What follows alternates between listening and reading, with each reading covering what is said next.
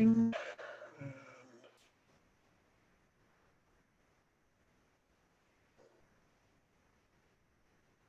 we're recording here.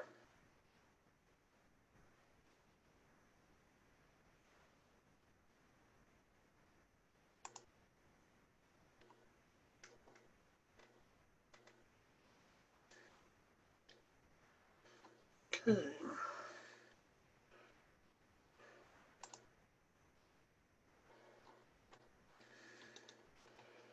And we should be good to go. Howdy, howdy, howdy. It's Dr. Rick here. And we're back with part 2 of our How to Write Your Book in 30 Days. We just did not have enough time last week to cover everything that we needed to go over in the program itself. So hopefully with doing it as a part 2, we will get in this part of the webinar. So once again, Dr. Write Your Book in 30 Days, part 2. And if you'd like to get the replay of last week's call, go to my YouTube channel, which is Dr. Rick Coaching.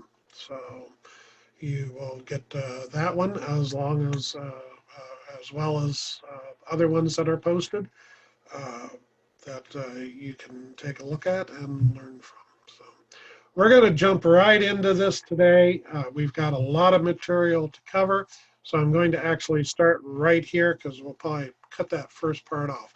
So Dr. Rick here with How to Write Your Book in 30 Days. We're going to do a quick review of what we did cover last week with the webinar that we did. So we're going to start off by going into this brief review. And the big question is, why do you need a book in the first place? If you're a coach, if you're in any type of holistic metaphysical practice, in particular, chiropractics, any other type of small business can benefit from this as well. But the reason that you need a book is for one reason. It gives you authority and credibility with you and your practice.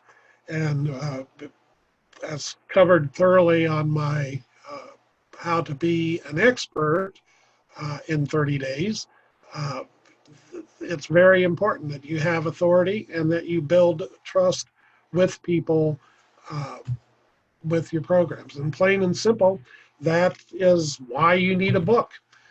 It's not because you need to become an author. It's not because you want to impress people.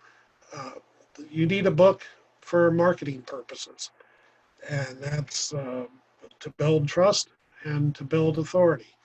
People who have books are looked at on just a higher scale, generally, than people who do not have books. Now, I covered in last week's webinar about, you will notice that if you watch all of the talk shows and all of the news shows where they bring in a expert to talk about whatever is going on at that time, they almost all, I would say probably 98% of them, have a book, and they will mention the book and that they're an author. And the reason they do that is to build the person's authority and hopefully trust that what they're talking about, that they know what they're talking about. Now, we also covered last week the idea of using formula scripts, and I related to you about how I went back to my childhood where Westerns were popular, and how Western scripts, as well as other scripts, I was talking to my brother and realized that there were lots of TV programs that used this formula. And the formula is very simple. The hero comes to town. Now, I'm talking about a Western here. The hero comes to town, and the town has a problem that they need solved. The hero solves the problem, and he rides out of town. Now, that's a very simple formula. It's only 3 parts to the formula. The TV shows back then were normally a half an hour long, and they had to fill in the time that it would take to show the commercials.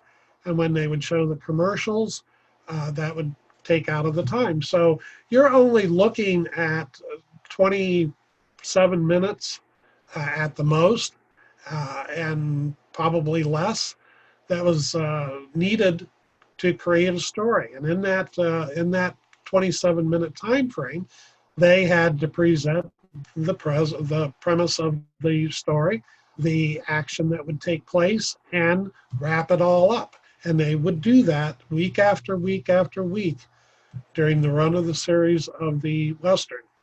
And it's a formula script, and it still is used today.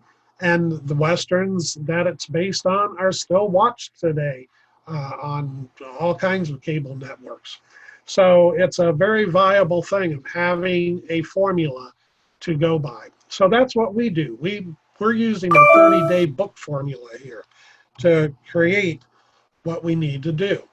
And if you recall from last week's script, or from last week's script, from last week's webinar, that 15 to 20 pages is preamble material in your book. That's your title page, your copyright page, your dedication, your acknowledgement, your contents page. Those all go in before the book ever begins. So you're looking at 15 to 20 pages of the book already being done. And we're shooting for about a 100-page book. And you want to have 7 or more chapters of content. You don't want to just add in filler material, but you want to cover the subject thoroughly. 7 is a good round number in order to do that in the type of book that we're talking about. Once again, you always want to keep that 3-part formula in mind. You're the hero. You're coming in to solve a problem that a person has. And you're going to solve that problem, and then you're going to ride out of town, just like the hero did. And you're going to do that in a relatively short period of time of 7 chapters. So it doesn't take a whole lot to do this. At the end of the 7 chapters, you want to put in your conclusion and wrap up pages, and those can be other books that you have available, coaching that you do, any other material that you want to put at the end. If there's an appendix needed, that's where that goes also. So it doesn't take a whole lot to get your book in a trade paperback format of 100 pages. Now, we're going to cover here in part 2 here today what I am going to call, I guess, the down and dirty. I thought about whether I should call it that or not, but that's actually what it is. It's the down and dirty way of getting a book ethically published with your name on it. And once again, you have to keep in mind, we're not talking about some great research work here that you're doing. We're not talking about anything other than just keep in mind that this is a marketing tool. It's no different than a business card. It's no different than a brochure. It's purely a marketing tool. And what we're going to cover in part 2 here today is the ethical, quick, cheap way of getting a book published. We're also going to talk about publishing your book, and we're also going to probably not be able to get to it today, but we're going to talk about publicizing your book. I'll give you a couple of tips today, but that's a webinar all in itself. So we'll come back to that one. So a quick ethical, way of doing this, publishing your book, publicizing your book, is what we're going to cover today. What I covered in part 1 is what I call the purest way to write a book. And this is for somebody that wants to do the traditional way of sitting down in front of your computer screen and typing out every word, and every word is yours and your thoughts and your thoughts only. Now, that's a wonderful thing, and that should be done at some point. But as I said, we're talking about using your book as a marketing tool here today, not as a book that is going to be credited to you and last forever and ever and ever. Nor is it going to be, we're not even considering it being a bestseller or anything like that. I'm not even going to get into that. I have to be honest with you. Well, I guess I do know how to create a bestseller, but that's not what this is about. This is about using the book as a marketing tool. Now, when you use this, what I call the purest way, which is what we covered last week of writing your book, this is the hardest thing that stops people from finishing their book. I talk to people all of the time, and they tell me, well, you know, I'm going to write a book about this, or I'm going to write a book about that. And they're great ideas usually, and I encourage them. I say, yeah, you should do that. But when I say that, I know almost 90% of the time, if not more, that it's never going to happen. I've had people tell me all of their lives that they were going to write a book about their lives, which was very interesting. And I would have loved to have had them done that and read their books. Unfortunately, every one of them passed away before they ever put one word down on a piece of paper. So here's a quick way to get your book published. Okay, this is the down and dirty way. So I want you to pay very close attention, and I want you to keep in mind that we're doing this purely for marketing purposes. The goal of a book here is to build authority and expert status, and that's it. It's a marketing tool, not a literary accomplishment. Now, a man by the name of Andrew Croft, he's written 80 titles and sold 10 million copies in his 40-year career. Now, when you think that someone that has written 80 books, sold 10 million copies would be a household name, he's not. Far from it. He's famous for no reason. And this came from Robert McComb of theguardian.com. So these are not something that I'm just pulling out of the air. But what he has done, he has written for far more famous people than his own name. Ghostwriting has been a long accepted form of being published without writing. Now, a ghostwriter is someone who authors a work, they will write it completely, they don't put their name on it. They're not anywhere to be found. They are being paid to be silent. Thus the word ghost writing. And you would be surprised at the number of people who have had ghostwriters write books for them. Names like Robert Lundgren, H.P. Lovecraft, Kay Applegate, V.C. Andrews, Mickey Spillane, Tom Clancy, and Isaac Asimov. They've all used ghostwriting to write their books. Now, this doesn't mean that they're not capable of writing the book. They're more than capable. Most all of these people wrote their own works long before they started using a ghostwriter. But in the process of writing, they also started to get to a point where time was a factor, and they needed to get it done, and they needed to get it done quickly. So this is where ghostwriting comes in. It's a very it's a very underground thing. You would be surprised. You know, I mentioned earlier about these people making the talk show circuits and news programs. You would be surprised, and maybe not after telling you this, the number of people who have their book written by a ghostwriter. They simply don't have time to sit down and write their books. Now, they may give the ghostwriter ideas, they may give the ghostwriter interviews, but they don't write the book themselves. Celebrities, famous people, they're not writers, they're actors, they're movie stars, they're politicians, they're, you know, all kinds of people that come from all walks of life.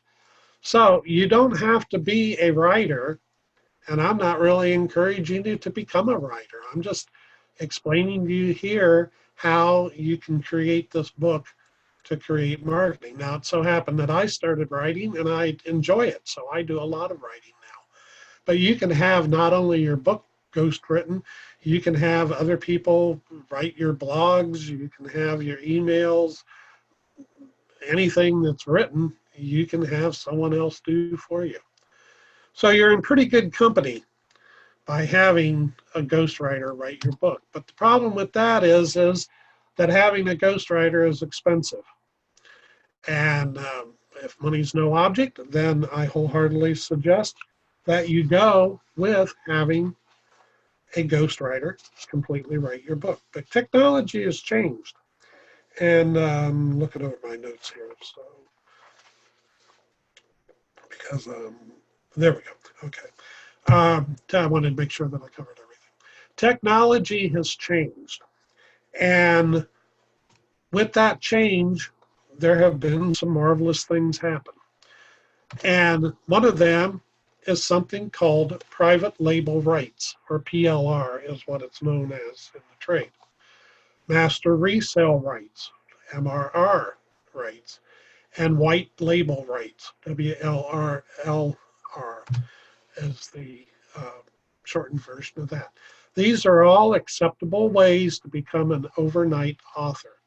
Now let me explain how we're going to do this. There are literally thousands or more, I'm sure there's probably hundreds of thousands, of PLR ebooks available. However, not all of these PLR products are created equal. In fact, it's been my experience that there's a vast difference between them. Now, you do have to pay for these. Some of them are very expensive. Some of them are very reasonable. Some of them are dirt cheap. And it's been my experience that that does not determine the quality of the PLR ebook that you're purchasing the rights to. I have paid a lot of money and have gotten crap. I've paid a little bit of money and have gotten wonderful pieces of PLR that I can use. Now, we're not going to use the PLR exactly as you would get it, but the use rights vary greatly. So let me get into that here a little bit. You want PLR that you can change, that you can rewrite, and that you can make it your own. If you want to find sources for PLR, it's very simple. Just in Google, put in PLR sources. I came up with a whole lot of results, as you can see there. So there's a lot of PLR places available for you to search and for you to find, no matter what your niche is, whether it's holistic or some other type of business. I can pretty well guarantee you that someone has a PLR ebook available that you can use for that.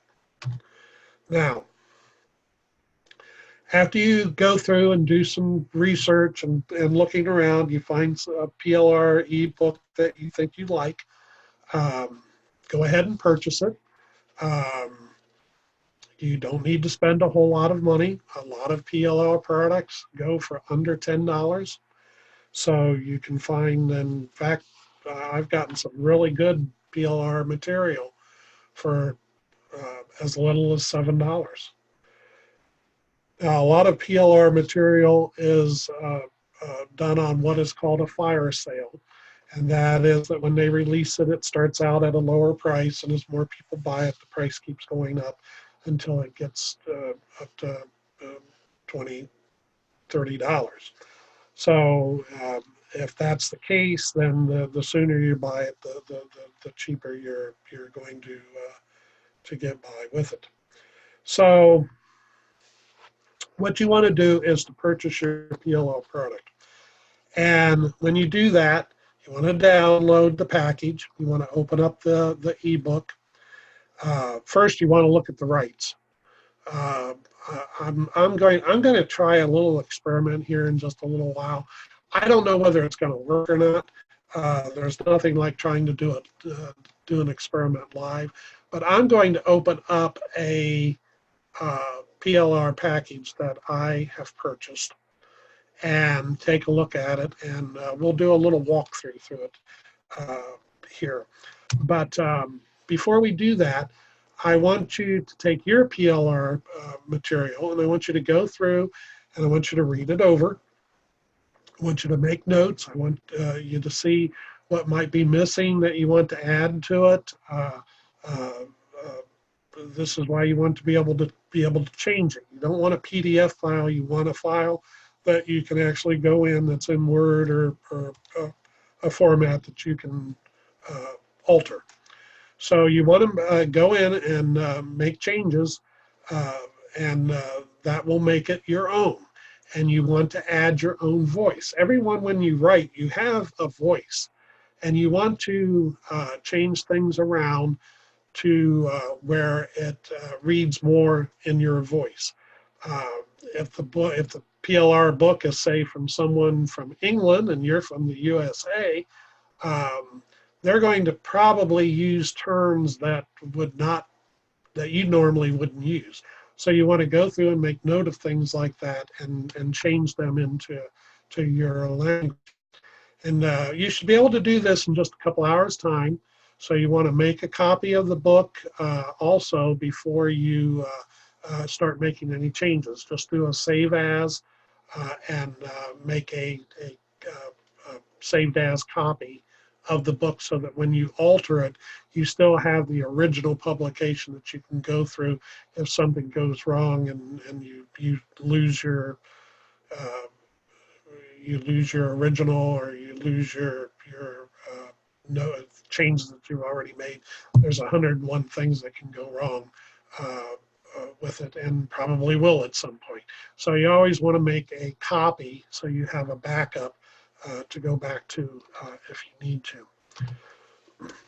Now, first thing you want to do is come up with a new title. You don't want to call the book whatever it's called under the PLR title. Once again, you want to make this your own. And these are the quick and dirty ways of going in and making the book your own. So make your own title, okay? You can't go wrong. I'm going to give you 2 title starters here.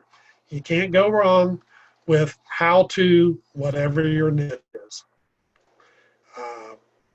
How to get the most out of chiropractics, or how to get the, what am I trying to think here? Well, I'm going blank, but anyway, but how to, whatever, fill in your niche. And then 7 Steps To is another title. You can't go wrong with having steps. Now, if you have 7 chapters in the book, then 7 is the magical number. If you have 10 chapters in the book, then 10 steps, whatever the steps are. But 7 steps to solve. Once again, let's use chiropractic. I have chiropractics on my mind, I guess, because I have a chiropractor appointment tomorrow. 7 steps to ending your back pain. Okay, that would work. These are all evergreen title starters. You can't go wrong with how to, and you can't go wrong with 7 Steps To. So just fill in the open part of whatever your niche is at that point. Then you want to come up and do the same thing with each title chapter. You want to rewrite the title chapter. Let's say you're doing something on sleep, and the title in the PLR book is How to Sleep Soundly. Well, you want to change that to How to Have the Best Night's Sleep Ever. Okay, so be a little creative and just come up with new titles, okay, for each chapter. These are all things that are making the book your book. And then you want to add in all of that preamble material that we talked about in part 1 with the dedication, the title pages, the copyright pages, all of that goes in the front there. We'll take out all of that material that may or may not be there. Chances are it's not. PLR books tend to be kind of short. They generally leave out all of the preamble type material.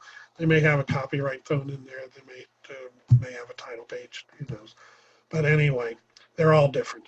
The more you rewrite and change, the more the book becomes your own.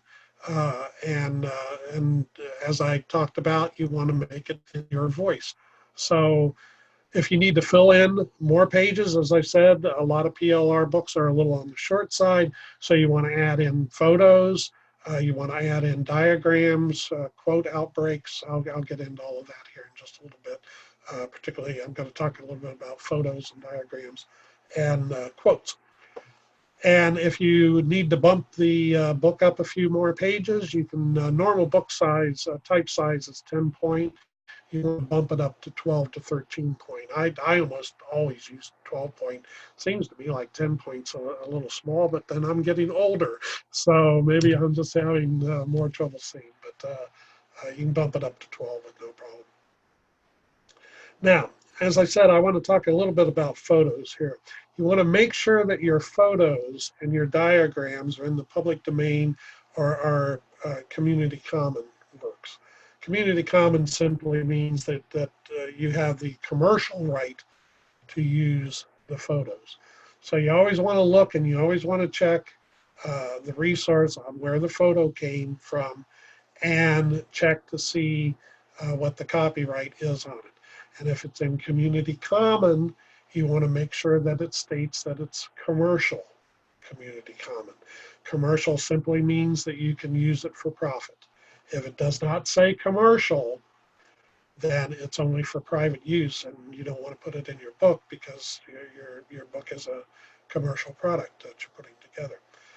Now, you can't go wrong if you go to sites like Pixlr.com or Pixelabay.com.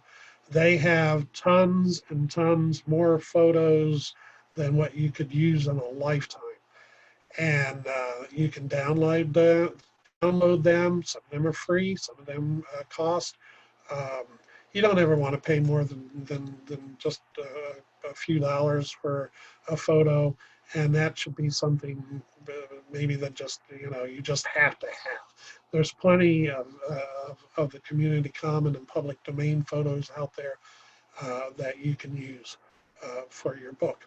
And you also want to look probably for a photo to use on the cover of the book.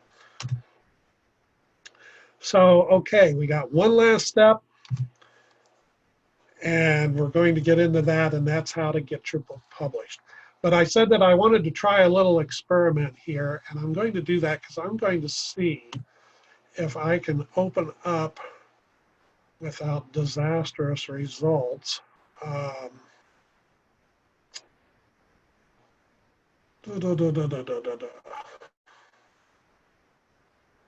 Is this it? Now I've lost my page. Okay, I experimented with this just a little bit. Yeah, there we go. Okay. And there we go. Hey, it almost worked. Except, resume. Oh, I know what I have to do. I have to go under and open. Yeah, there we go. Okay. Alrighty, this is a PLR book, and doesn't have a bad cover on it. I kind of actually like the cover, but the problem with this is that everybody else can use the same cover, and it's best if you have your own. And you want to have a flat cover because we're going to actually publish this book. Most PLR material is made for just to convert into PDF files for ebooks. So we're not going to use that for that purpose. And let's see here if I can go back and see. Because I thought I had the whole package on here, but apparently not. Oh, maybe this is it. Yeah, there it is. Okay. Oh, I thought. Oh. Yep. Okay, that didn't go well. Let's see here. Let me go back. Try this again. I was trying to find the actual package, but I am not finding that. And this actually, I think, is the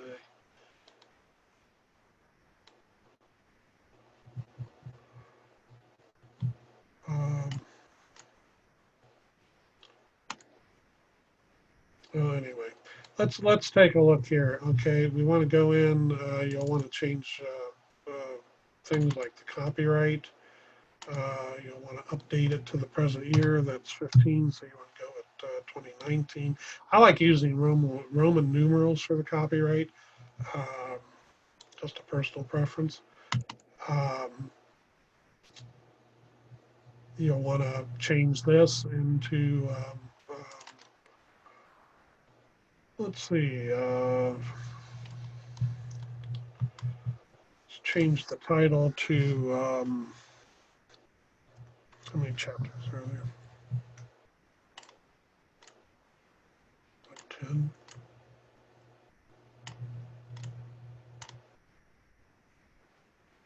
Nothing like live. I love live.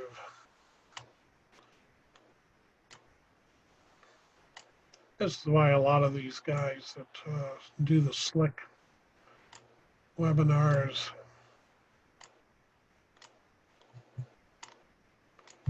I can't get it back up here now. Oh my. There we go.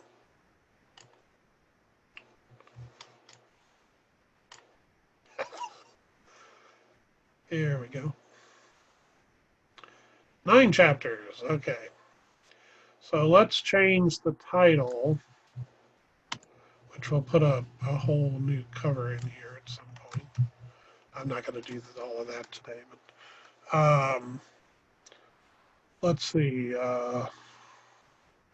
9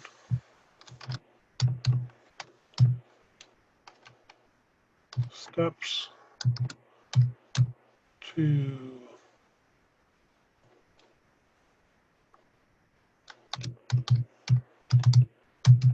meditation. Okay, that's fine. That's good enough right there. So we have 9 steps to meditation, and we changed the copyright on it. Now you want to, you remember all that preamble material? This is their preamble material. Copyright right here, and a disclaimer. So you can fill in a whole lot of pages here just by bringing this down. I would put the disclaimer at the end, which is just, once again, my preference. Table of contents. I'm not going to go through and do all of this. I'm just showing you. Okay. So the development and origins of meditation, let's just change that and make it real simple to the beginnings.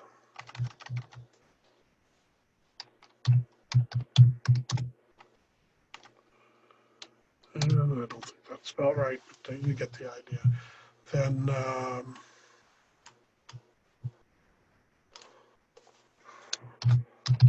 how meditation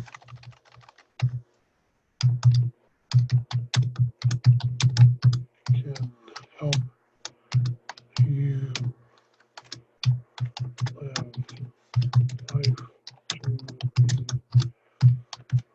fullest.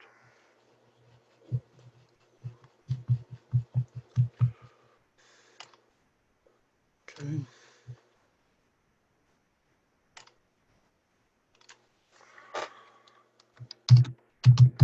First steps.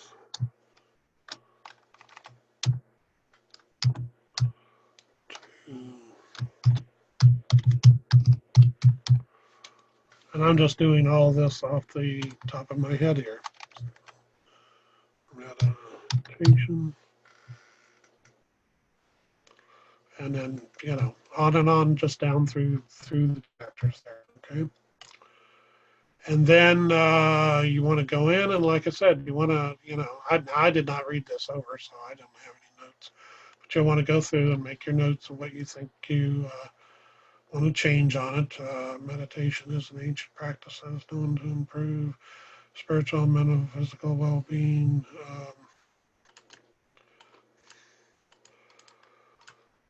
Let's see here.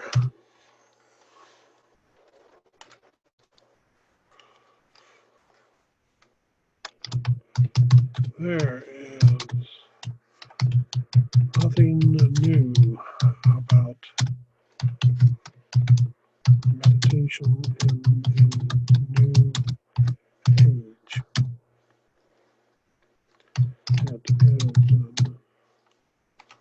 And then just cut that out.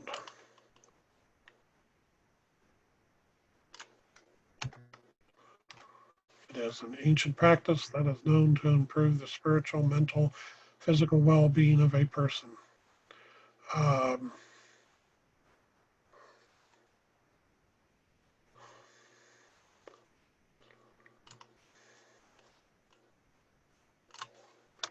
It has been found. See, I'm making this into my, has been found to be a great form of relaxation. So you see, you just want to go through and you want to change it, okay, so that it becomes yours. In fact, tens of millions of people. We'll change that.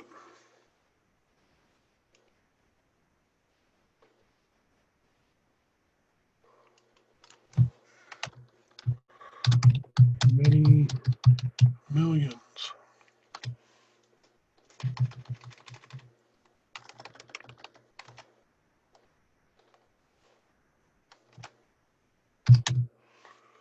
Of people throughout the world known to practice this, are known to practice. See, these are places here now, like, you know, that should be.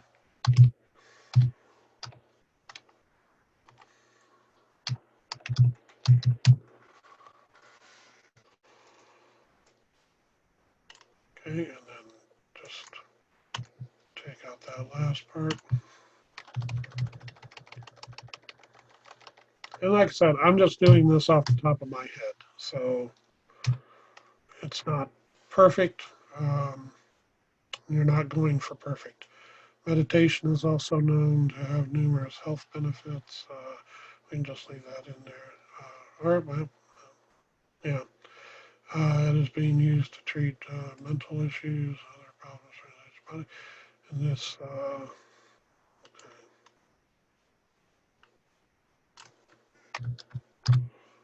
we will dive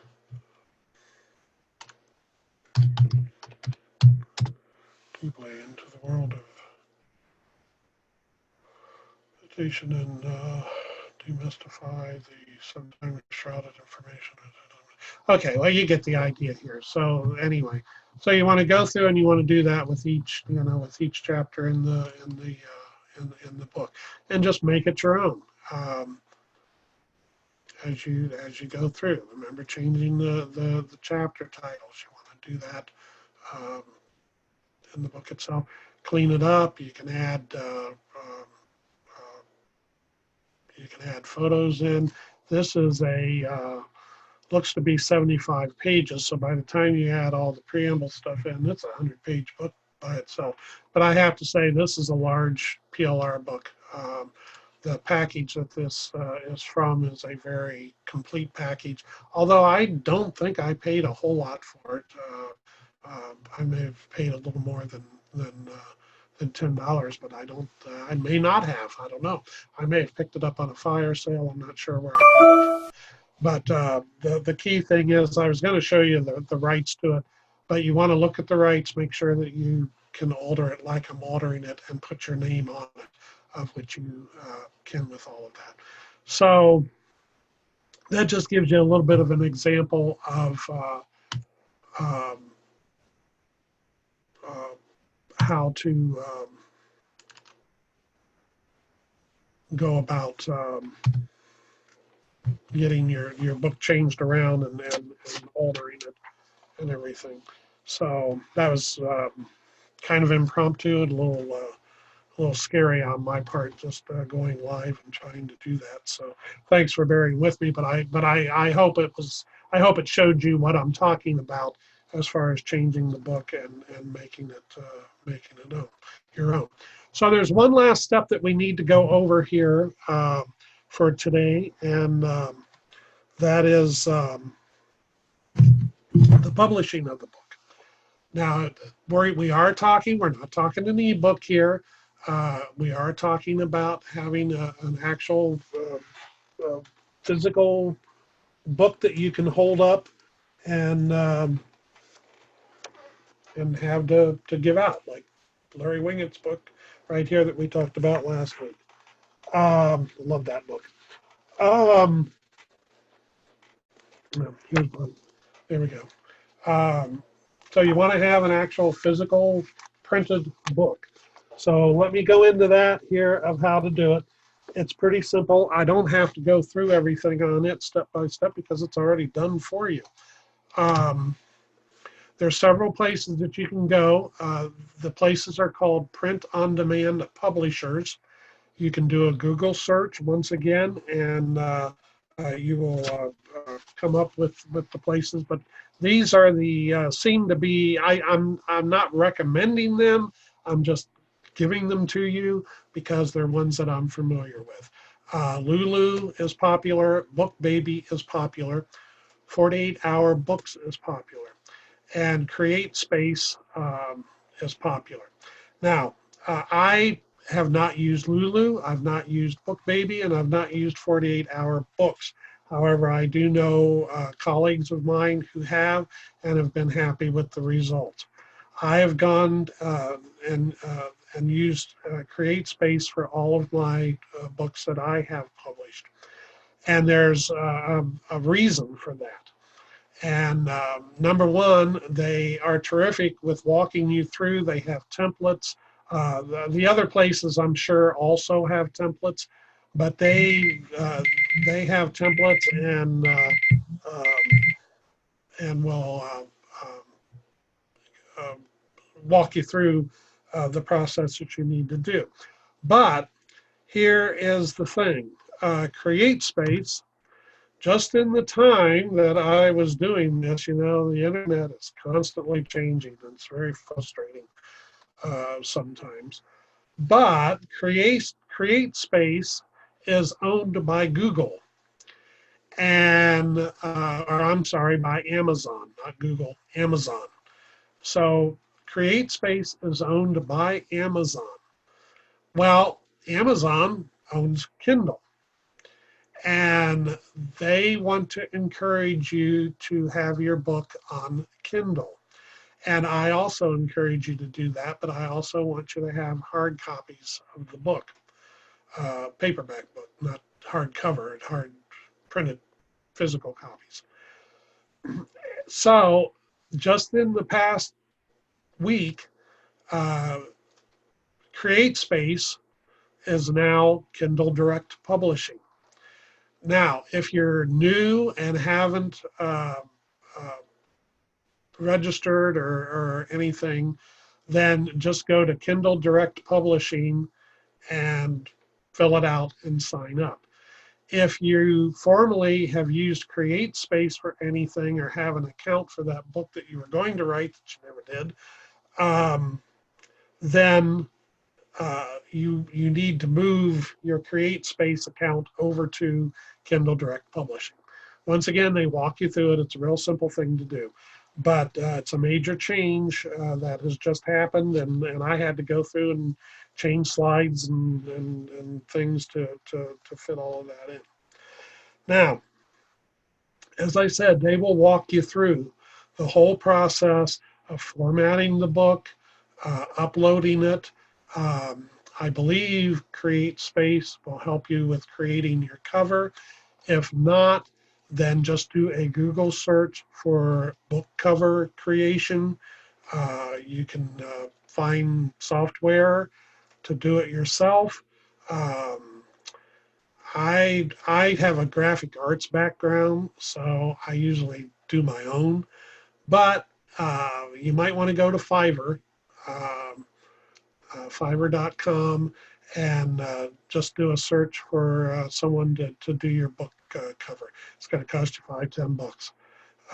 It may well be worth it, and I'm sure you'll have nice professional looking results with that.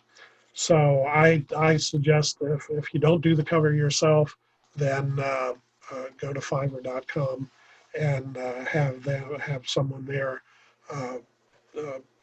do your cover. Look, ask them for samples if they don't already have some. Ask them for samples, and they'll send you some of the work that they've done. And if you like their style, then go with them. So for $5-10, you can get your cover done. So you want to go to and it's kdp.amazon.com. In case you're just listening to this, kdp.amazon.com. Download their template and follow their directions. Just go step by step through it. There is the approval process where they take the book, your book, and they look it over, which is a good thing because they find mistakes. And they will alert you of any mistakes that they find, and you can correct those. Excuse me. And once your book is approved, then I suggest ordering no more than a half a dozen to a dozen copies of the book. And initially, anyway, the reason why, and this is a thing with Kindle publishing. I keep wanting to say CreateSpace, but it's Kindle publishing now. Is that you can order just actually one copy of the book. In fact, I think if your CreateSpace used to offer the initial book, you can get a one-off proof copy sent to you so that you can look at it, make sure that it's formatted correctly, any changes that you want to make or anything, and then go back in. So you don't want to order a whole, you don't want to order 1,000 books to begin with. Just, order them in small quantities. They're going to cost a couple, $3, depending on the size of the book. Once you get your book, then you're done and you're ready to move on. And let me tell you, if you've never had a book published before, there's nothing that beats the thrill of birthing and holding your first book. It's a tremendous feeling, let me tell you, to hold your book in your hands. And you're excited about it, you want to tell people about it, and that's exactly what the book is for. It's to market with, it's to advertise your services with, and get more business. So congratulations. You follow these steps and you will be a published author. Also, another thing with Kindle publishing is that it gives you the ability to have your book sold by Amazon. You want to do that, because it doesn't carry the weight that it did a couple of years ago, but it's still, people are impressed when you say, they'll automatically say, well, where can I get a copy of your book at? Well, you can pick it up on Amazon, Amazon.com. Everybody knows Amazon.com. And you're aligning yourself and allying yourself with someone who has built a lot of credibility, uh, and that's Amazon. So it's easy to say that your book is available on Amazon. Mine is also available on barnesandnoble.com. I don't know whether that's going to carry over with Kindle taking completely over or not. You'll have to go in and look at the site and find those things out for yourself. Well, we are at the end of our webinar teaching for this week. Next week's webinar, I'm going to get into getting the most out of your book. I'm going to tell you how to use it to get work, and that's exactly what the book is for. Quick word, I've got a new coaching program that will be starting real soon. If you're getting value out of these free trainings, whether live or on the replays, then you want to go and check out drrickcoaching.com. That's drrickcoaching.com, and find out about my coaching program that's coming up. And if it's of interest to you, then let me know and sign up. And we will be starting that shortly. And if you have questions about either last week's or this week's webinar, send them to questions@drrickallen.com. questions@drrickallen.com. Well, that wraps things up for this week. I hope you got value out of the webinar, and look forward to seeing you in the future. And watch the next webinar on how to get the most out of your book. So have a great day, and peace, wisdom, and health to each and every one of you. Dr. Rick here, and signing off.